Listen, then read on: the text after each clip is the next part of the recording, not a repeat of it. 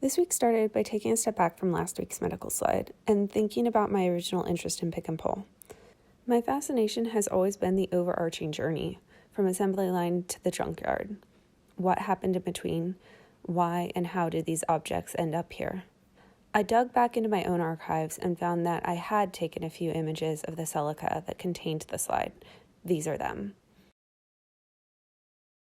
In addition to the slide, I also have the car's owner's manual and name of the original owner. I also took another trip to Pick and Pull on Monday and looked at 4 different cars. Those images are quickly seen here.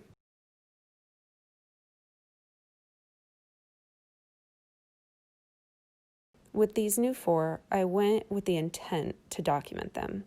I took photographs of the cars, but also of all of the ephemera on and in the cars. Then I spent several days wondering how to bring this all together. To be honest, I'm still wondering. I started gathering facts about everything, understanding, based on information I had found in the cars, where they came from and where they were manufactured.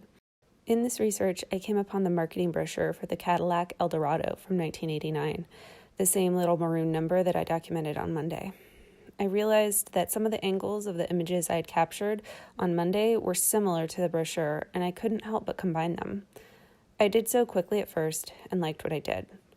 Then I took a more methodical approach, trying to integrate them more and experimenting with black and white, but it lost its subtleness to me. I went back to this strip method and created mock-ups for some of the other cars. I shared one of these with Abby, and she pointed out that the compositions suggest the passage of time and wondered how I could highlight that more.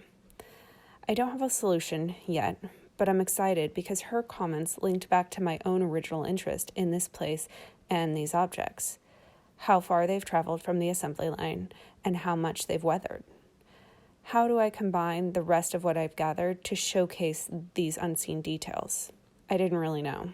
I decided to take a break and shift my focus to another class. I'm currently taking Forming Ideas this semester, which I've been using as an area to test different ideas and explorations surrounding my thesis work. The assignment this week was to create a book that folds out into a poster. It's a format I'm familiar with, and I went into designing this without a real plan in mind. I just knew that I would use my thesis content from this week, specifically the Cadillac Eldorado, because I had digitized all the ephemera and documents I had found in it earlier this week. I started laying everything out into a timeline, adding in some notes from my research here and there, focusing on the car's origin, locations, owners, and maintenance over the years, as well as when it came to pick and pull. It occurred to me that I was, in effect, writing a eulogy for a machine. Going forward, I'd like to use this method or process on the other cars, if only for a means of understanding their lives as machines. But as far as final formats goes, I'm unsure. I'm more interested in the earlier visuals I created than I am this timeline. Abby suggested a book to me earlier this week, Pig 05049. It's a beautiful account of how one animal provides raw material for a vast number of everyday objects.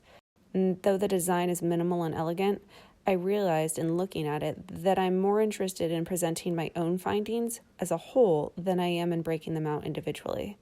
The questions I'm currently asking myself: how do I incorporate the ephemera I found into the visuals that I've created, or even mechanical parts of the cars themselves?